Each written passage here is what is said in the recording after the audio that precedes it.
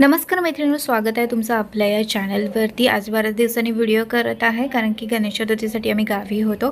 तर चला आजच्या व्हिडिओला आपण आता सुरुवात करूया। तर इथे बघा बऱ्याच जणींचा एक प्रॉब्लेम असतो ती म्हणजे साडी नेसल्यावरती ती साडी अशी खाली खाली हळूहळू सरकत येते। तर तुमचा पण प्रॉब्लेम असेल तर आज मी तुम्हाला अशा 3 ट्रिक दाखवणार आहे। तर व्हिडिओ जो आहे तो तुम्ही पूर्ण पहा। आणि आजची ही जी साडी आहे ती मी मीशोवरून मागवलेली आहे। साडी खूपच सुंदर आहे आणि तुम्हाला ही साडी मागवायची असेल तर त्याची लिंक मी तुम्हाला डिस्क्रिप्शन बॉक्समध्ये दिलेली आहे, तर तुम्ही नक्की ही साडी बाय करू शकता।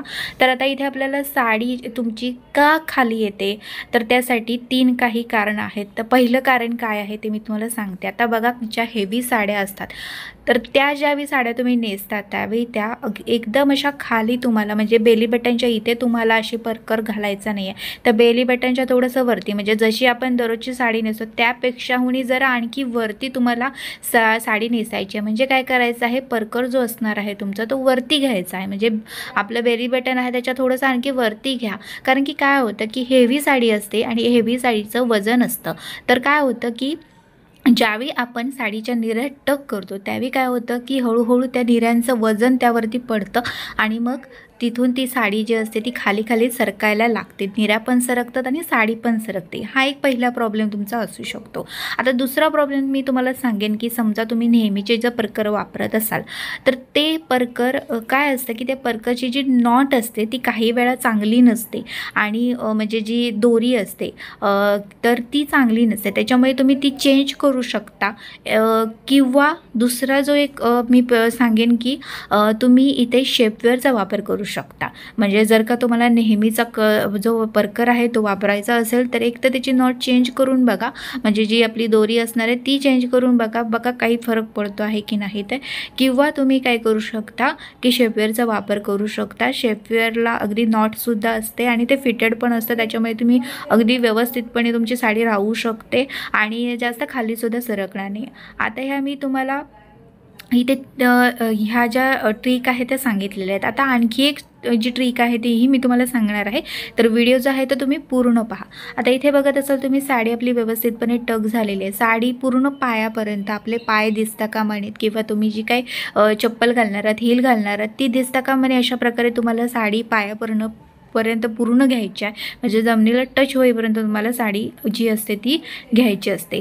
आता इथे आपल्याला साडी टक करून झालेली आहे। त्याच्यानंतर साडीचा आपल्याला आता पदर काढायचा आहे। तर पदर जो असतो तो आपल्या गुडघ्याच्या थोडासा पदर हा खाली यायला पाहिजे, एवढी आपल्याला पदराची उंची घ्यायची असते। आता इथे आपण पदराच्या प्लीट्स काढायला घेऊया। पदराच्या प्लीट्स काढताना नेहमी तुम्ही डाव्या साईडने सुरुवात करा, कारण की त्या प्लीट्स असतात त्या अगदी व्यवस्थितपणे तुमच्या येतात। आता इथे मी पहिली जी प्लीट आहे ती मला जेवढी पाहिजे आहे, म्हणजे जी साडीची एवढी बॉर्डर तेवढी मी घेतलेली आहे आणि बाकीच्या ज्या प्लीट्स आहेत त्या मात्र मी पहिल्या प्लीटच्या मनाने थोड्याशा छोट्या घेतलेल्या आहेत, म्हणजे कोणतीही प्लीट आपली एकदम अशी बाहेर येणार नाही। तर अशाच प्रकारे पूर्ण जो पदर आहे ते प्लीट्स आहेत त्या तुम्हाला काढायच्या आहेत। आता त्यानंतर आपल्याला आता ह्या पदराच्या ज्या प्लीट्स आहेत त्या आपल्याला आता व्यवस्थित अशा सेट करून घ्यायच्या आहेत। तर इथे मी पदर जो आहे तो म्हणजे वेटीच्या खाली असं धरून ठेवलेला आहे आणि त्यानंतर एक जी प्लीट आहे ती मी सेट करत चाललेली आहे।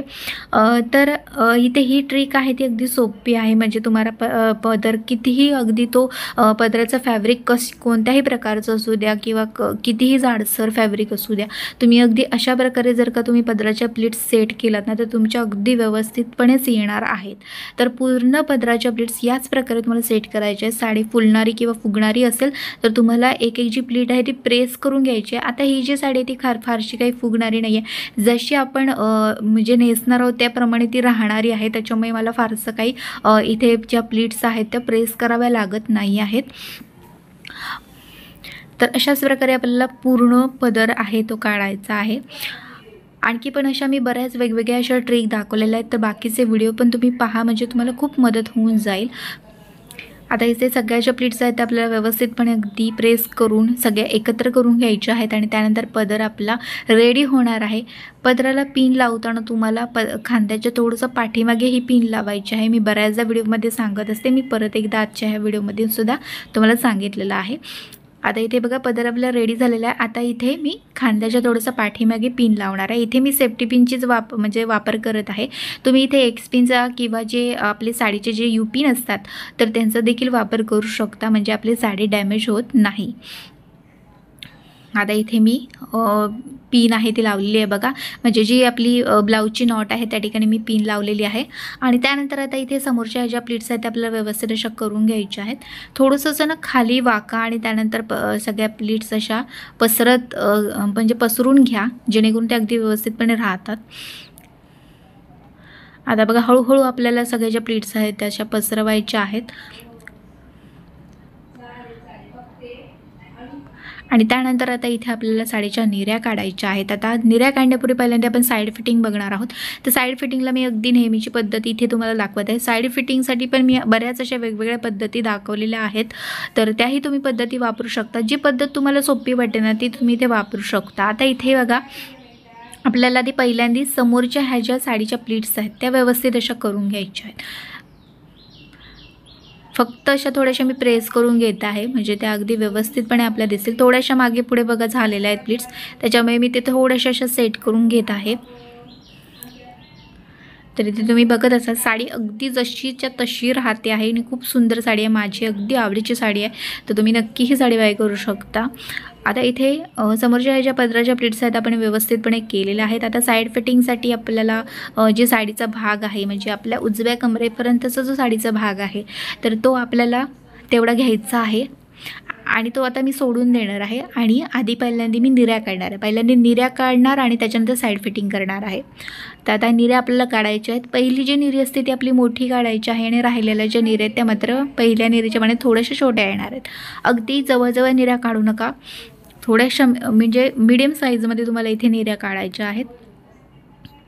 ते सगळ्या ज्या निऱ्या आहेत त्या आपल्या रेडी झालेल्या आहेत. आणि इथे साईड फिटिंगसाठी जो आपण भाग सोडला आहे तो तसाच प्रकारे आपल्याला सोडून द्यायचा आहे. आणि त्यानंतर आता इथे ह्या ज्या निऱ्या आहेत त्या आपल्याला सेट करायच्या आहेत. आता इथे काय झालं आहे बघा की वरचे जे 2 निऱ्या आहेत ना त्यामध्ये थोडा काही स्पेस नाही आहे, त्याच्यामुळे मी काय करणार आहे त्या 2 निऱ्यांची मिळून एकच अशी निरी तयार करणार आहे.